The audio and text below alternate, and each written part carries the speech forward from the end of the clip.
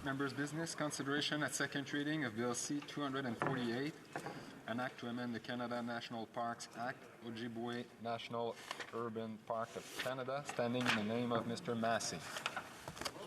Mr. Massey, seconded by Ms. Matheson, moves that Bill C-248, an act to amend the Canada National Parks Act, Ojibway National Urban Park of Canada, be now read a second time and referred to the Standing Committee on Environment and Sustainable Development.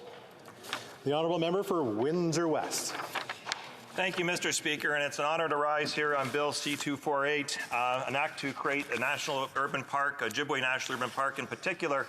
As private members' business, this is an exciting opportunity. We all get drawn in a lottery system that will determine where you actually get in the standing order, and often with parliaments changing, this being my 8th one, I was lucky to get selected in a favourable position, number 7. And Mr. Speaker, it's an honour because some of the things that we can do for our country, whether they get full legislation completion under private members' business or they get some partial movement on them, are quite significant for this country. In fact, they're part of our democracy that's very intringent to keeping it strong, because if one party or one small cabal has all the answers, then what ends up happening is that we miss out on great opportunities that are very unique.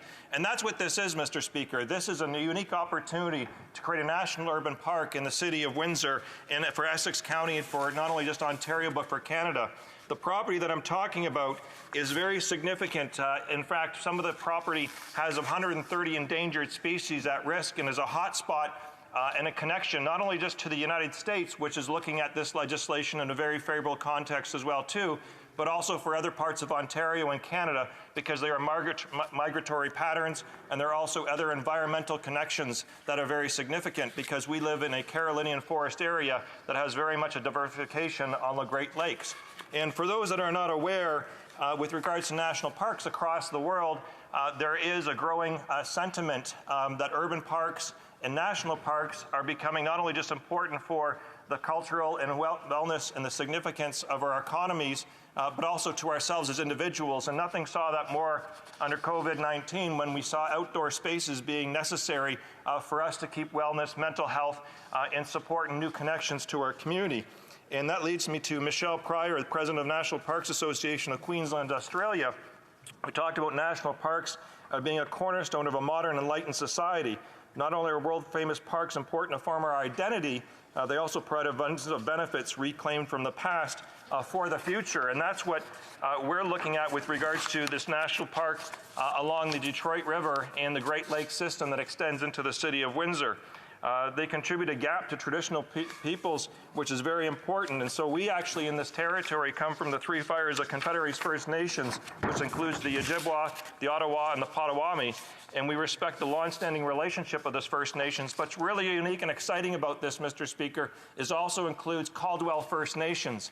And I won't get into the full detail of that, but recently they actually have a settlement to re-establish themselves in this area and are supporting this project. And what's important is these are some of the heroes of the War of 1812 that were out land settlement claims that are now being rightly justified.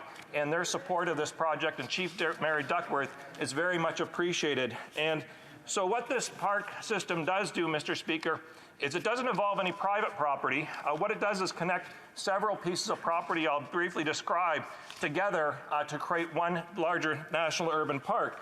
And we do have an example of this being the Rouge in the Toronto area, and that's very unique. And each park, just so members are aware, has its own distinctive legislation. The government did move forward with a proposal of some urban parks before the last election, committed some money towards it, but they're not fully established national urban parks, and they will be deprived of significant resources, deprived of cultural and also economic and environmental connections.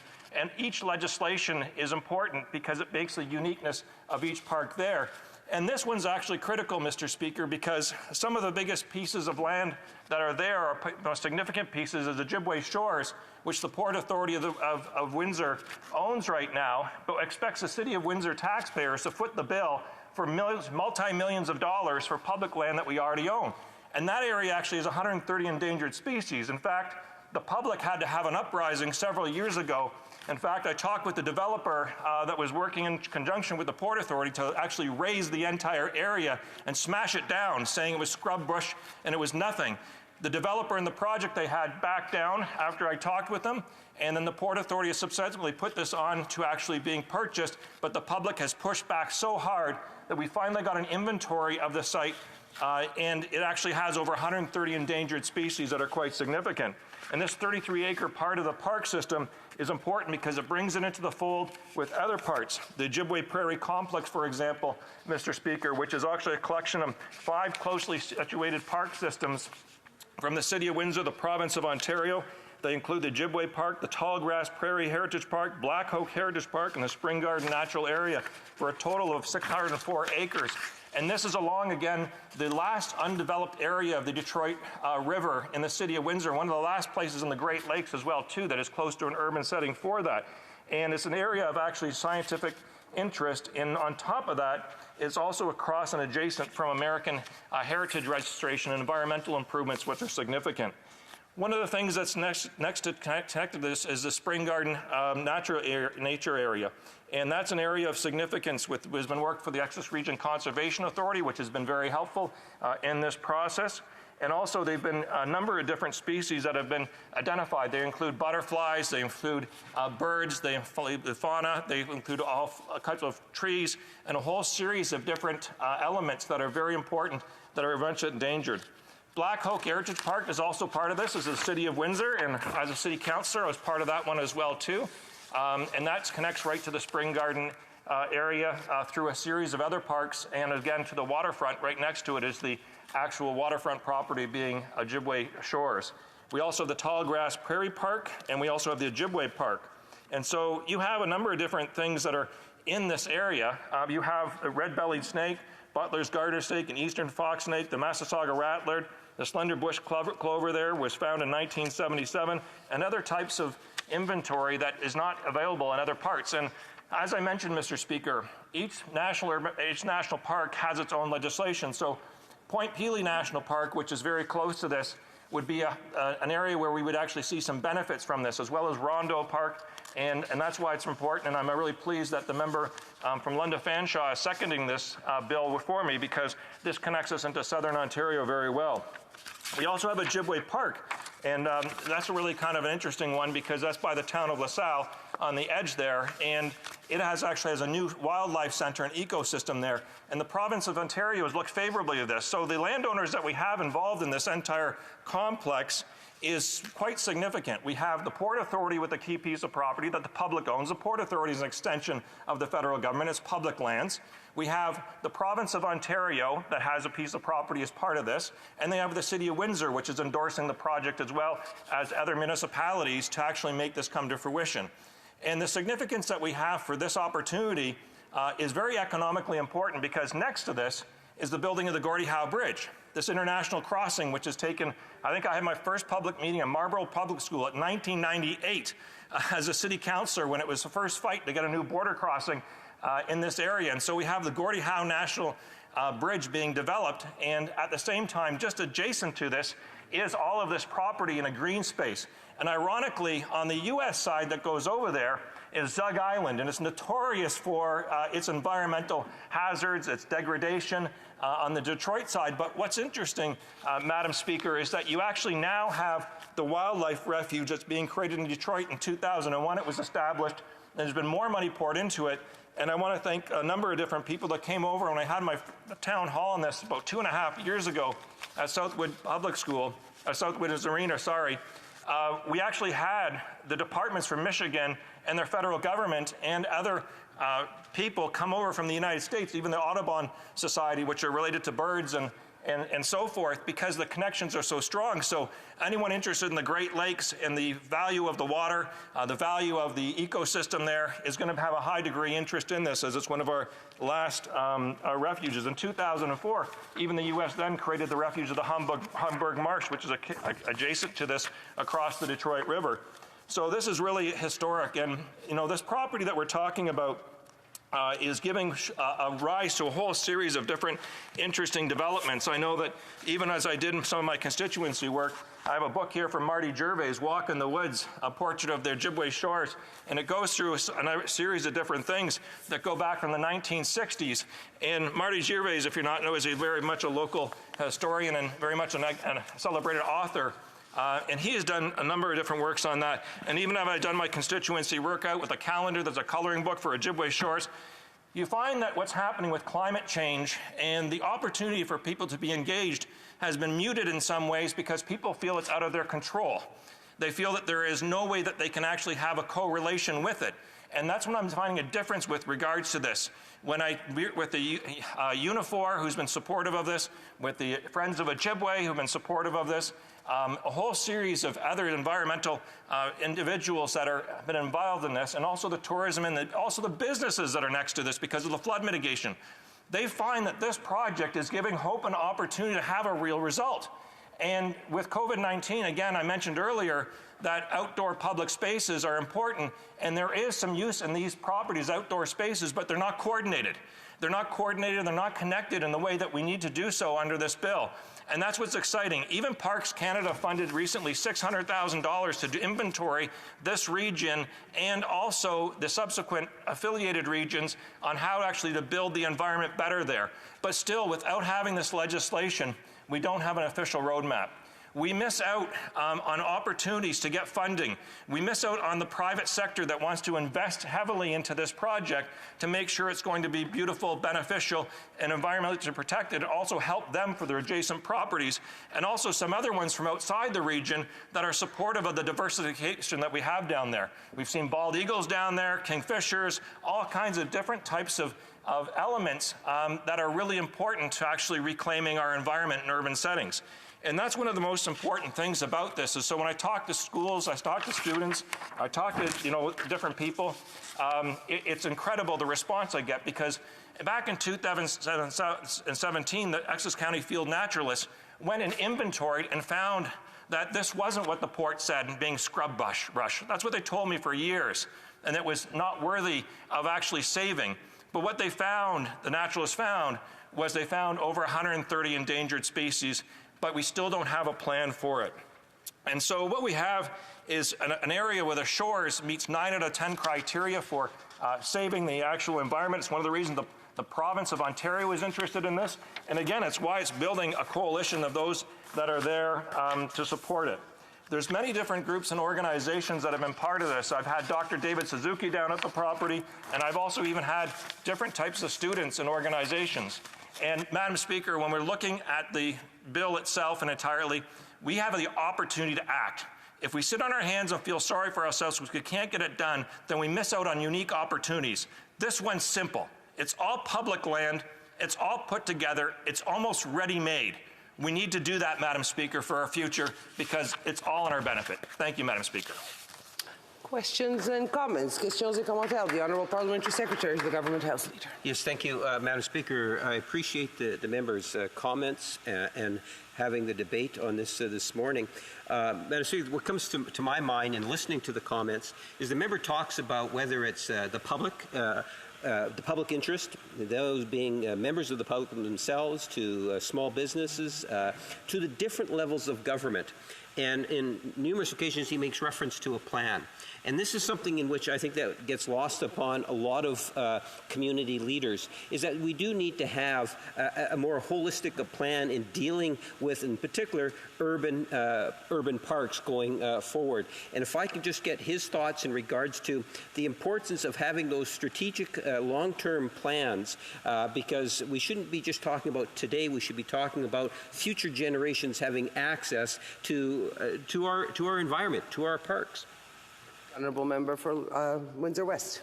Thank you, Madam Speaker. I thank my colleague for the question, and actually it's kind of interesting because he's right. The bill only has a couple pages of descriptions, and after that it's all on the locations that are necessary to actually identify to create it as a national urban park because they have to be identified. And that's what this is a plan. And so when we look at the possibilities of future stuff we can do and more we can do, that's one thing. But here's a controllable we can do now.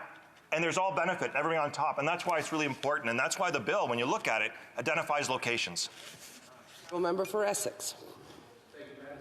Thank you, Madam Speaker. I congratulate my honourable colleague from Windsor West for Bill C-248, his private member's bill.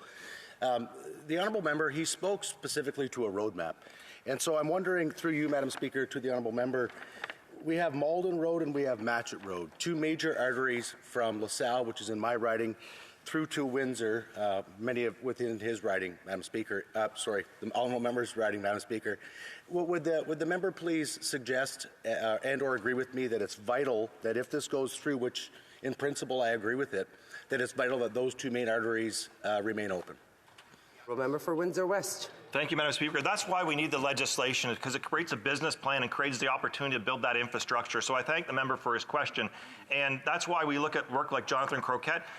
His work has been amazing for reptiles and snakes. We look at the support we're getting from the Wildland Leagues with Janet Sumner and Dave, all the different people that have been looking at these types of obstacles and turning them into opportunities. Questions et commentaires, l'honorable. The honourable member for La Pointe de l'Île. Thank you, Madam Speaker. I would like to know why the people of Ontario and my colleague who has brought this bill forward, why would they trust the federal government more than their own provincial government in Ontario for this project? Thank you. Honourable member for Windsor West. Thank you, Madam Speaker. It's because national plans for this type of thing fold in quite well for this opportunity. And actually, interestingly, this is actually, we have over 300 years of Francophone heritage in the area, and they're supporting this. And the reason being is because with the national plan, it also brings in the municipality, the federals, and the proper supports to connect on a larger level. So that's why there's unified support behind this. Questions and comments. The honourable member for London Fanshawe. Thank you, Madam Speaker, and I want to thank my honourable colleague for this incredible amount of work and a really great bill. He talked a lot about the endangered species, of course, and the protection of both plant life, wildlife. Could he talk about some of the protections around water in that area? Because, of course, Windsor and southwestern Ontario, within the Great Lakes, within all of those wetlands, water sources, and the protections of how this urban park would go on to protect the water and that vital resource within this bill as well. Thank you. The honourable member for Windsor West.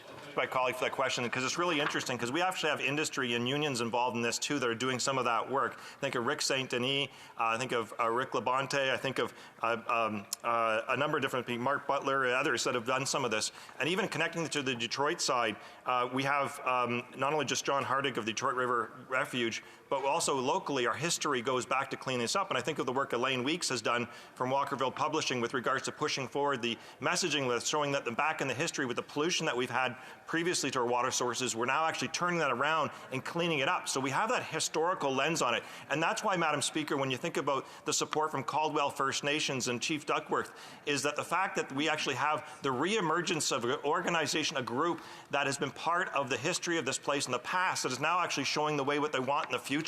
And that also includes cleaning up the environment with regards to water. That's so key.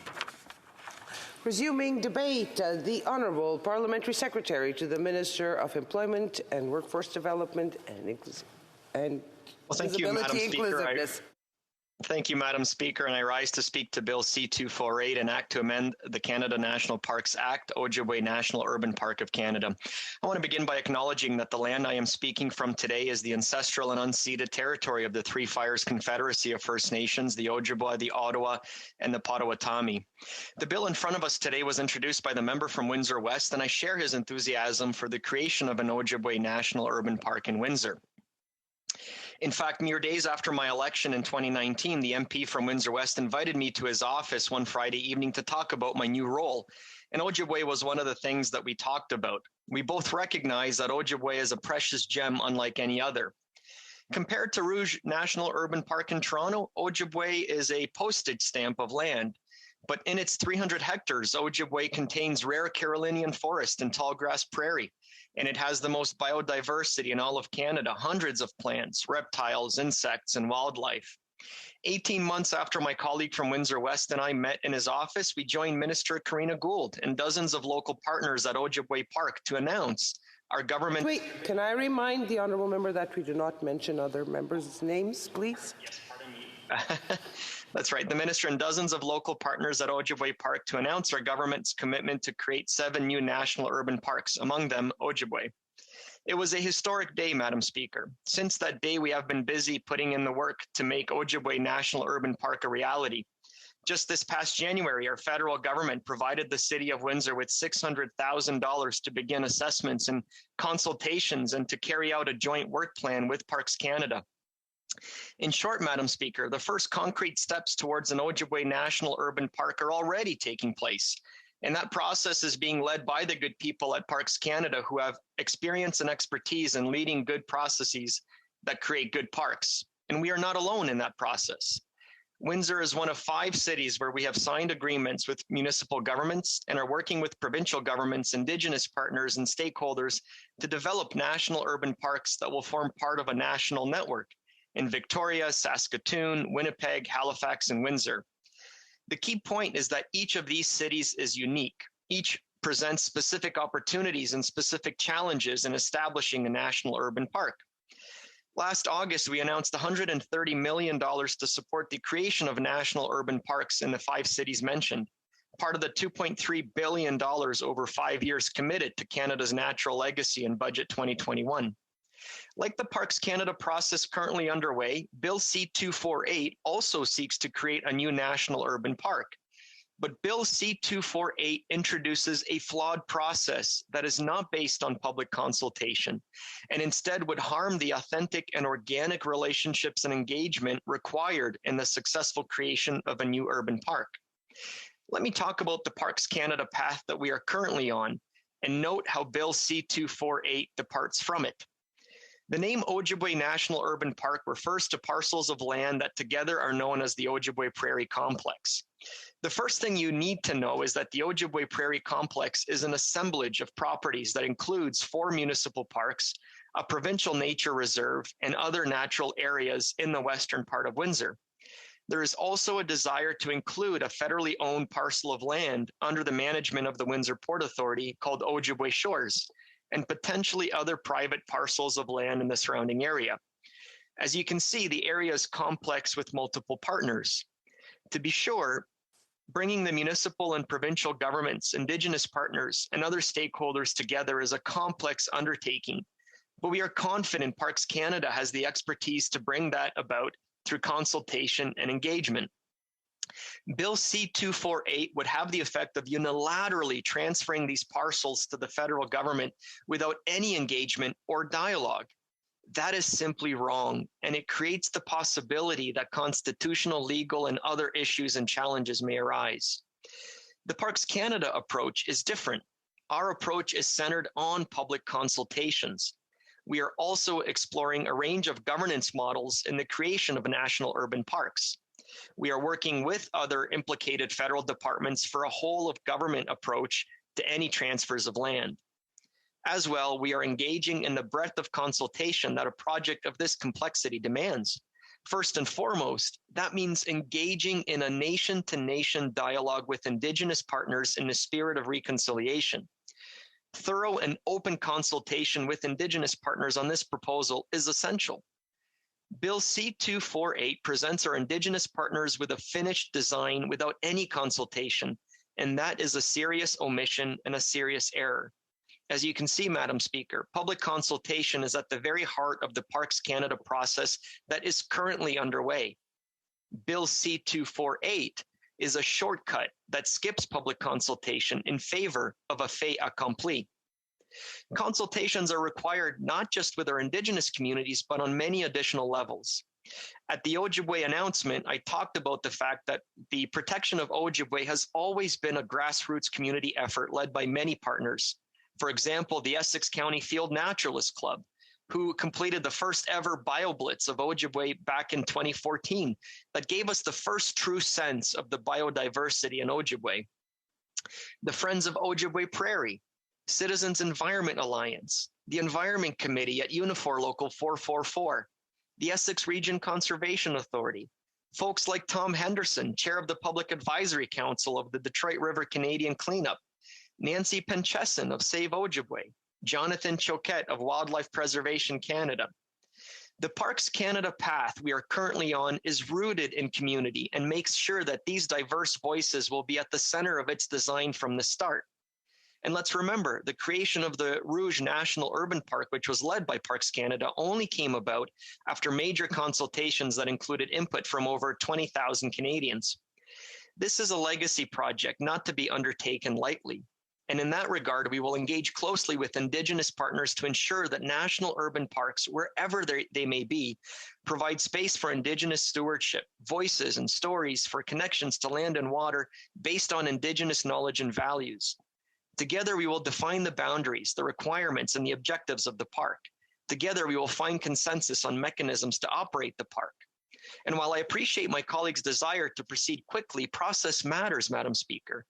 Parks Canada staff are working actively on this as a top priority, moving from assessment to agreement to full designation of an Ojibway National Urban Park.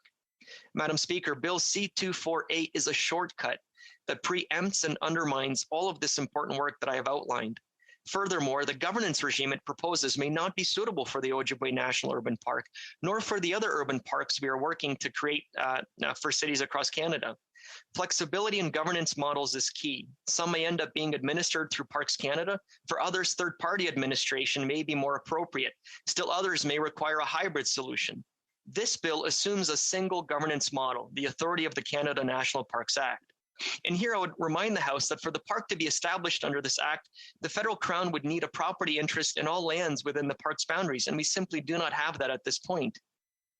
This may well be an option worth exploring, but without giving a further hearing to other possibilities, we cannot know whether another option would be more suitable.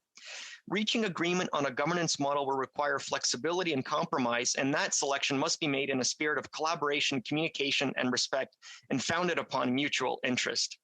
Madam Speaker, Parks Canada already has a process to create national urban parks in place. It is based on the expertise of Parks Canada.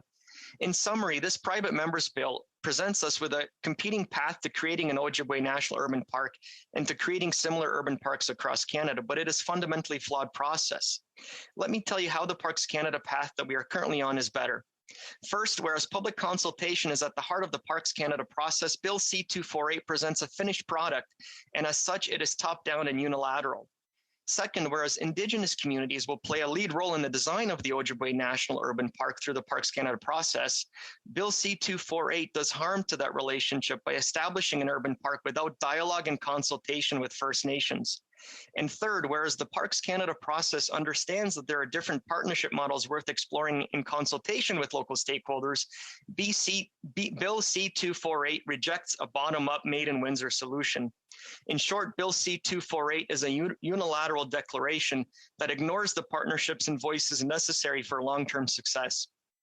I applaud the enthusiasm and initiative of the honourable member for Windsor West. But Bill C-248 leads us away from the Parks Canada process and away from the values of stewardship, collaboration, and community that is the very essence of Ojibway National Urban Park. I hope he will contribute these efforts to advancing the Parks Canada process. Thank you, Madam Speaker. Resuming debate, the honourable member for Dufferin-Caledon. Well, thank you, Madam Speaker, and I am pleased today to rise to speak to Ojibway National Park Bill C-248. Conservatives have had a long history of supporting the development and expansion of national parks. Most recently, we can talk about Rouge National Park, which is a 79 square kilometre urban park that was championed by Conservative MPs such as Paul Calandra and Peter Kent, because we recognize the need to preserve these types of urban environments, not just because it's good for the environment, but of course they're good for communities who can then enjoy the time that they will spend in these beautiful parks. The Rouge National Urban Park has over 12 kilometers of hiking trails, there's camping, and the park is open all year round and is free to access.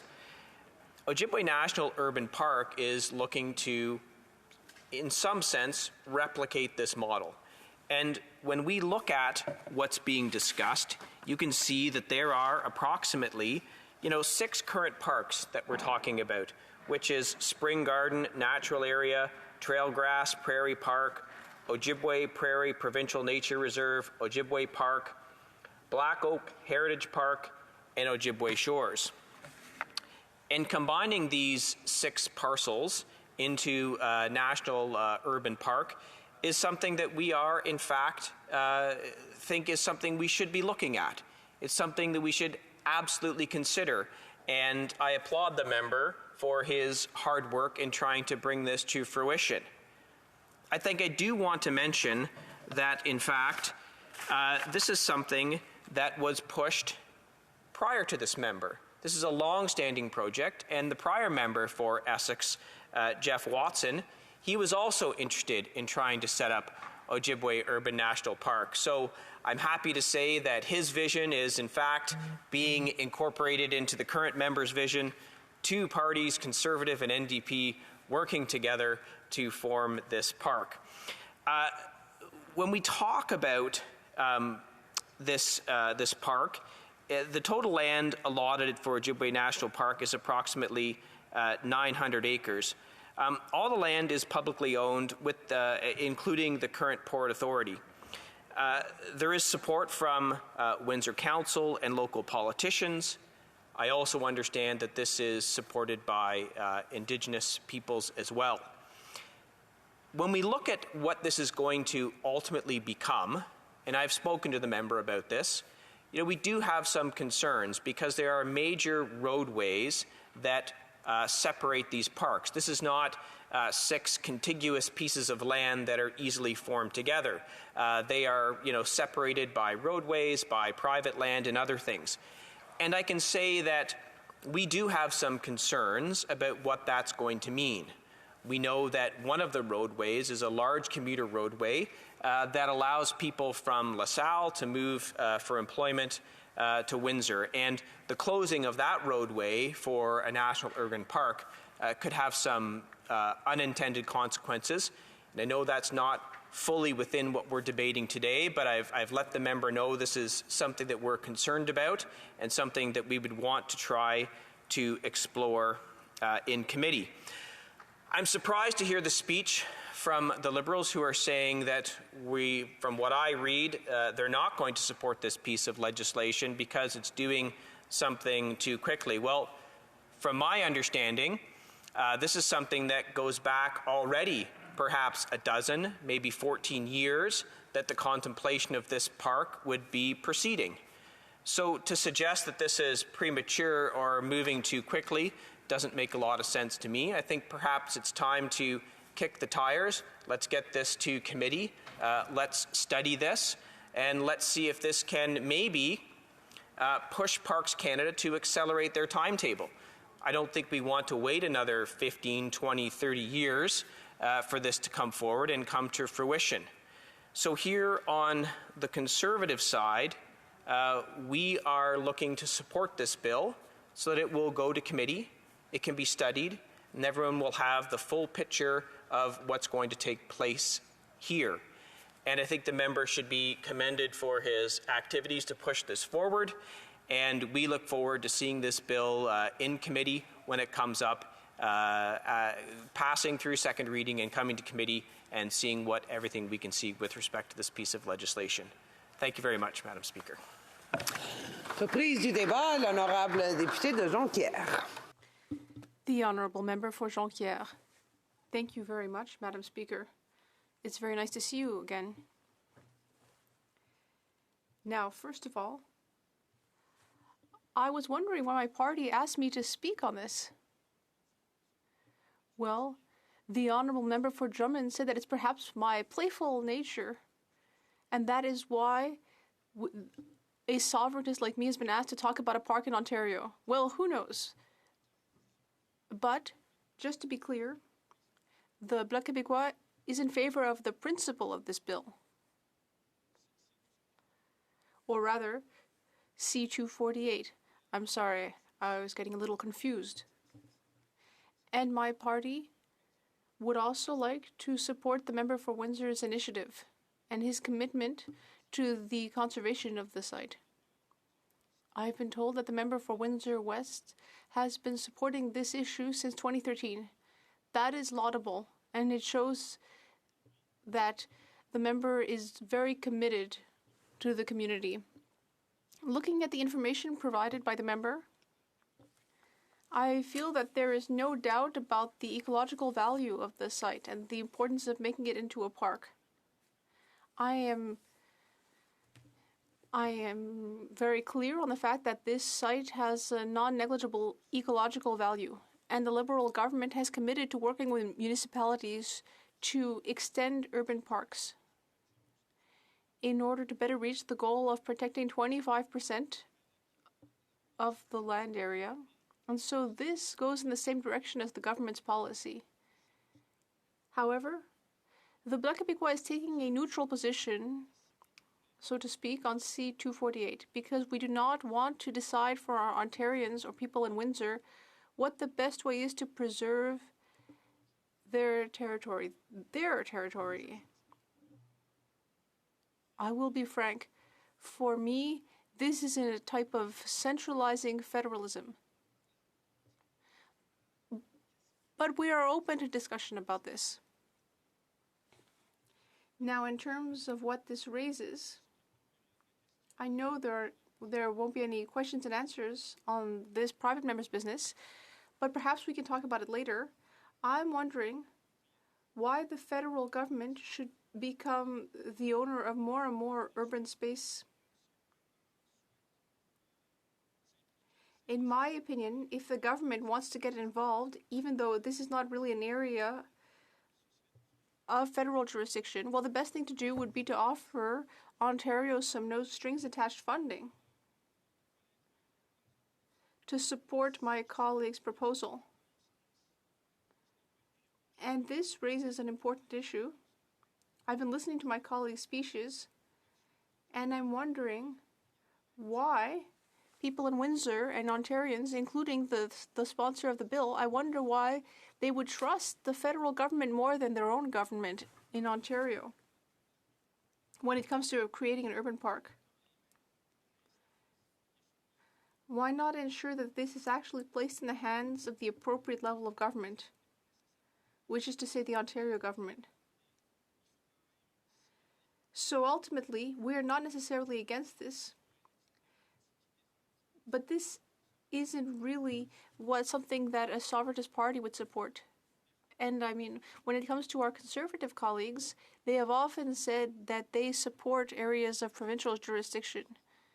And so for a party that is defending the provinces, I don't see why the Conservatives would accept having more roles be given over to the federal government.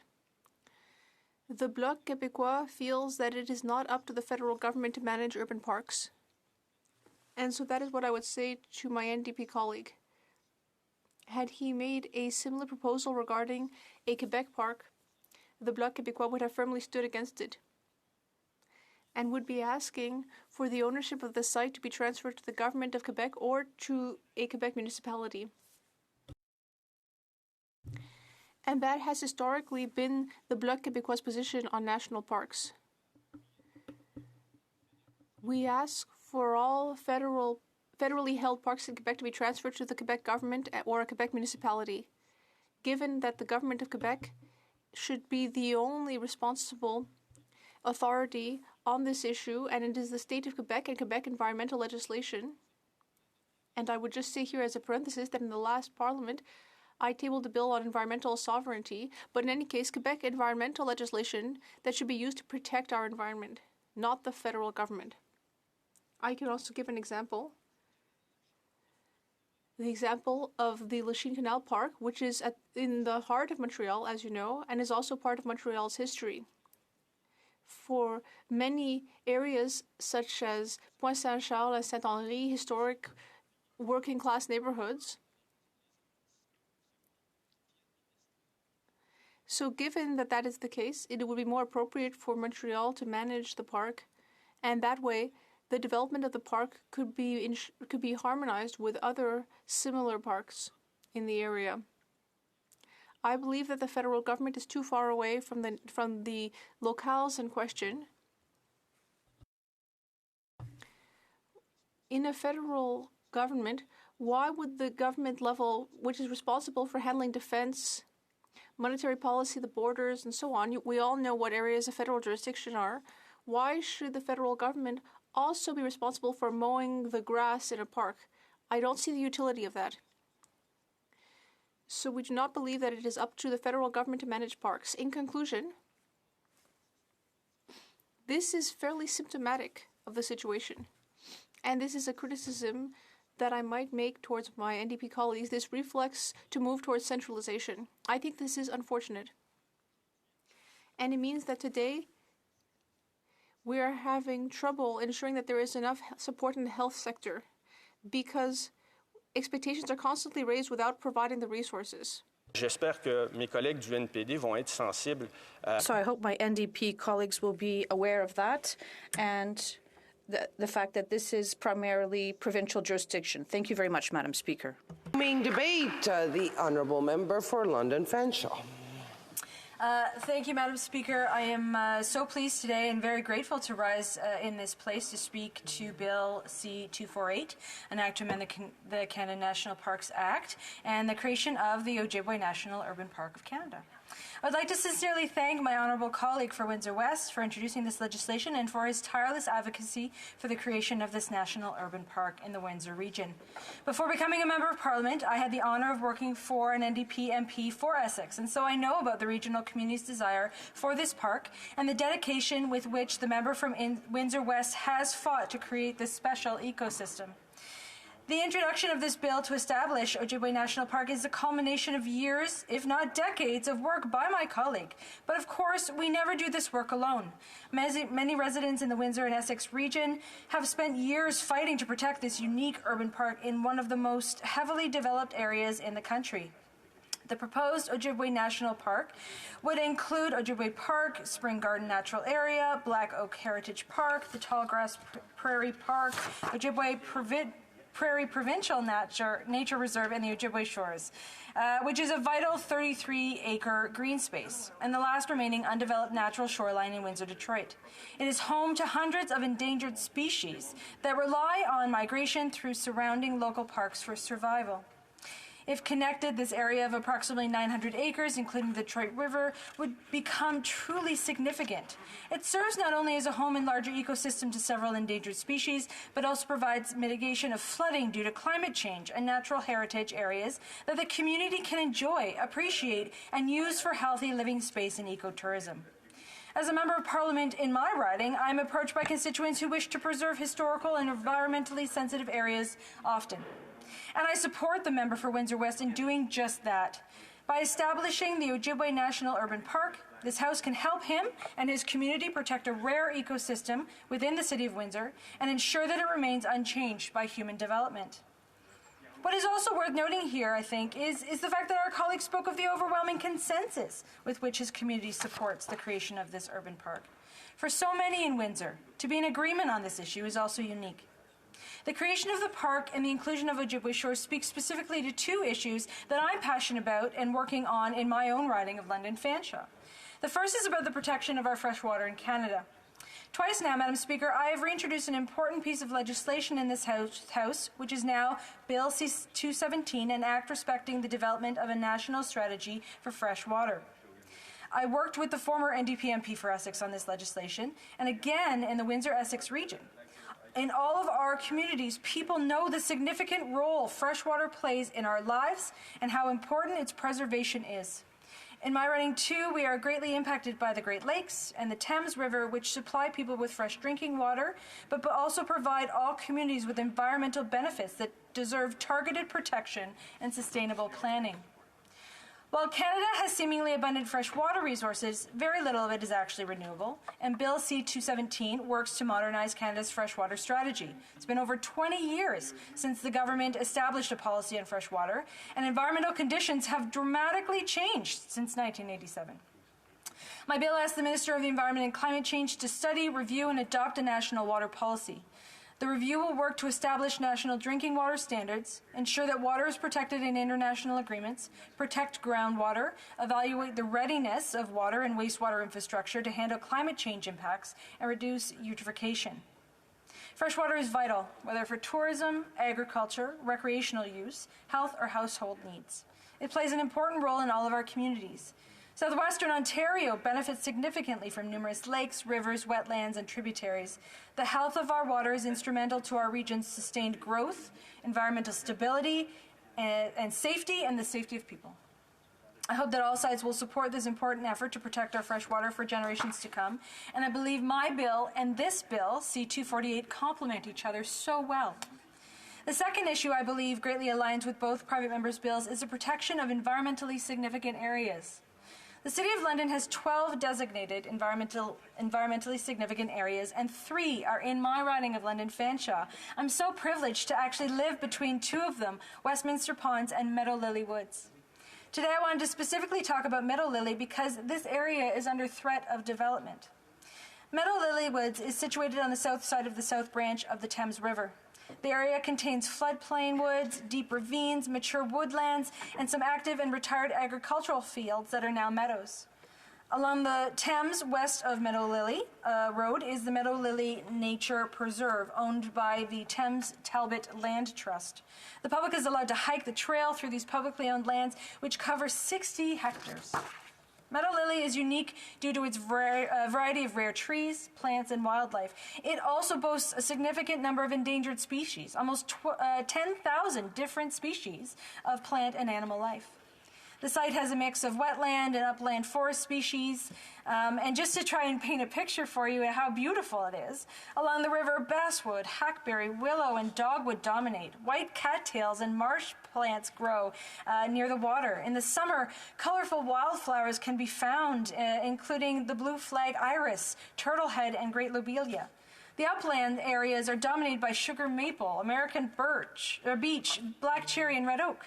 In the spring, the woods are carpeted with the varieties of flowers, including trilliums, trout lilies, bloodroot, violets, and spring beauty. And the cool north-facing ravines are home to eastern hemlock, yellow birch, and over a dozen fern species. The meadow and young woods are full of asters, goldenrod in the fall, and it's very important here that the invasive species management and ecological restoration funded by the City of London is so protected by volunteers. They work so hard to protect that ecological integrity of this area. Over 110 species of migratory and breeding birds have been observed in Meadow Lily Woods. And due to its large size and location along the river, the forest supports forest interior, sensitive species such as the pileated woodpecker and ovenbird. We have red-tailed hawk, great horned owl, belted kingfisher, the American goldfinch. We have animal life, coyotes, red fox, white-tailed deer, and beavers. We have so much in this area. Leopard frogs, spring peepers, eastern redback salamanders, midland painted turtle, and it goes on and on and on. I have to also mention that London is located in the traditional territory of the Attawandaron, Anishinaabe, Haudenosaunee, and Lenape peoples. Over 60 archaeological sites are documented in Meadow Lily area, especially on the Ingersoll Moraine. The site spans an entire 11,000 years of prehistory of the area and includes everything from indigenous camps to villages. The selling off and development of this land by settlers began in the early part of the 19th century. Private homes were built for commissioned officers of the military on land taken from indigenous people. And I'm sure you can imagine, Madam Speaker, that this area is gorgeous, is peaceful, and is an area of prime real estate. Prime real estate in a time of a housing crisis. The land that surrounds this incredible area is currently planned for development. And that's the reason a dedicated group of volunteers and community activists have formed a not-for-profit association called the Friends of Meadow Lily. And they are fighting to protect against the further development and degradation of this larger natural area. Like the member for Windsor West and what he is trying to protect by creating a national urban park in his region, protecting those environmental endangered species in that environmentally sensitive areas. These folks in my area are working to protect their environmental treasure. Ojibway shores and Meadow Lily are so similar in terms of what's needed to protect our future. We must do everything we can in this House to preserve precious natural habitats, water systems, and ecologically delicate areas. We need to learn the balance between growing communities and our natural world for for the sake of our future and the future of our children. Thank you, Madam Speaker. Resuming debate, the Honourable Parliamentary Secretary to the Government House Leader. Thank you, Madam Speaker, and it's a pleasure to be able to rise to speak to the member's bill. I do appreciate the fact that he's brought forward the legislation, even though there is some concern with respect to it, because I do believe in terms of the necessity of having these types of debates. I have found the whole issue of our national parks, and it's not the first time I have had the opportunity to talk in the past in regards to national, in particular urban parks, and the many different benefits of it, Madam Speaker, and we often underestimate the benefits of having that strategic plan that deals with national parks. The member spent a great deal of his time, obviously because of the area in which he represents, focusing in on Windsor. But the principles of a urban national park and the value of these parks is universally, or can be universally applied throughout Canada, from coast to coast to coast. And I think that if we take a look at some of that natural beauty that we have in terms of nature, that we want to be able to ensure that we do what we can to preserve it for future generations, Madam Speaker. I think we all have that responsibility. It's also important that we take a look in terms of the mechanisms and how it is that we deliver these types of parks, Madam Speaker. And I'd like to give a specific example. Many years ago, we had a railway on the junction of the Red River and the Assiniboia River in downtown Winnipeg. And what we saw was the public talked about the redevelopment of that area and how it is that we can bring it back to nature and allow for the people, the citizens of Winnipeg, to be more engaged in it. Now, it is by far not a huge national type of park, but what it did is it brought in the different stakeholders, from community activists to individuals that live in the downtown, to the different levels of government. And through a great deal of consultations and environmental sensitive, because at that time we didn't have the same sort of studies back then, Madam Speaker, but by looking in terms of the environment and what people had to say, and bringing together private government agencies, different levels, we now have a beautiful Forks development. And I can tell you, during the 70s and early 80s, there was very few people that ever went down to the Forks. You would go to St. Boniface on the other side of the river, because there was really nothing there but rail yards and a lot of dangerous things, chemicals and so forth, that were having a negative impact on the Forks. And I often wonder in terms of what kind of seepage was going into the Red River and the Assiniboia River. Well, through cooperation, today you go down to the Forks, and it is, I think the last time I heard a number was almost like 2 million visits a year. And this is in downtown Winnipeg, Madam Speaker. Now, it's far from the type of park that the member has made reference to in his speaking and introduction of the bill. But I can tell you that whether it is an urban national park or a rural national park, that Canadians value our wilderness and what it is that we have, our natural assets, if I can put it that way, and where we can advance them and move forward, that we should. Riding National Park is a park in Manitoba that is exceptionally well developed, and there is a very strong nature component to it, and it really, there's thousands of people that visit that park as a result of its designation, and through that designation we have seen things that have been able to continue on in their natural form, Madam Speaker. And that is something in which I see as a very strong positive. Well, you know, if we take a look at the urban centers, because not everyone is traveling out into our rural communities, are there some urban centers where we can take a look in terms of how it is the national government can play a role in its development? Well, Madam Speaker, I would suggest to you that one of the ways, and for me personally, I look at the city of Saskatoon and what it's done with its river, Saskatchewan River. And I think, you know, in many ways, that is something that Winnipeg as a community would love to see.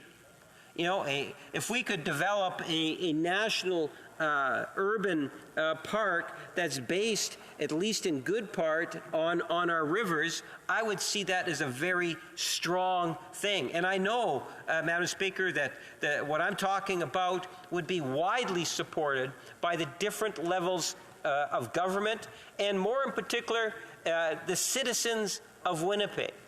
Because if we were to put in the types of investments that are necessary into the future, that we would in fact be there for future generations, and ultimately get more people going down and visiting our rivers and protecting that environment, Madam Speaker. I suspect, you know, if we were to take a look in terms of, well, what is it that the Government of Canada has done? We have an incredible agency through Parks Canada. And the way and the manner in which Parks Canada goes about in designating national parks and the lead up that's involved, because it isn't something that happens overnight. There is a fairly extensive process in the development of parks, national parks. And I would encourage those that are following the debate this morning to tap into the Canada Parks website, and you'll kind of get a sense in terms of just the types of things that we do and the types of parks that are there that we have today, Madam Speaker. We don't have to necessarily reinvent the wheel. We can talk, for example, when you the Windsor Park, you can look at the Rouge Park in Toronto and how effective that has been in terms of preserving nature and getting urbanites to be able to experience that wilderness, that sense of wilderness. We can talk in terms of how it is a city like Toronto is able to continue to grow while preserving that beautiful park, Madam Speaker. And it is fairly extensive. And I like to think that that is something in which that same principle can, as I say, be applied to many different urban centers, big and small, throughout Canada, and that we have in place an agency that is respected around the world through Parks Canada in terms of the efforts and the work that they have done. Now, as the Parliamentary Secretary pointed out earlier, Madam Speaker, you may recall that the Government of Canada has actually invested literally hundreds of millions of dollars into the area of park development, ensuring that future generations will in fact be able to have input and receive the benefits of investing in national parks, Madam Speaker. When I think of why it is that we need to do this, the most obvious for me, Madam Speaker, is the fact that it's the right thing for our environment. You know, our environment is something that I am constantly reminded, in particular from my daughter, but many others, constituents, who want the government to do what it can to protect our environment. And obviously, when it comes to our national parks, the environment has to be high on the agenda. Another issue, when you think in terms of national parks, is that whole what is in that park today. Those, whether it's an insect, an animal, or a mammal, Madam Speaker, all of those, in particular where there's the threats of extinction, need to be taken into consideration, and how it is that we can preserve that into the future, Madam Speaker. For me personally, the third priority has got to be people, and allowing for people, whether urban, rural, to be able to experience nature at its best. And Canada's got so much nature, not only to share with the citizens of Canada, but around the world. And I'll hopefully be able to continue at a later point in time. Thank you, Madam Speaker. The time provided for the consideration of private members' business has now expired, and the order is dropped to the bottom of the order of precedence on the order page.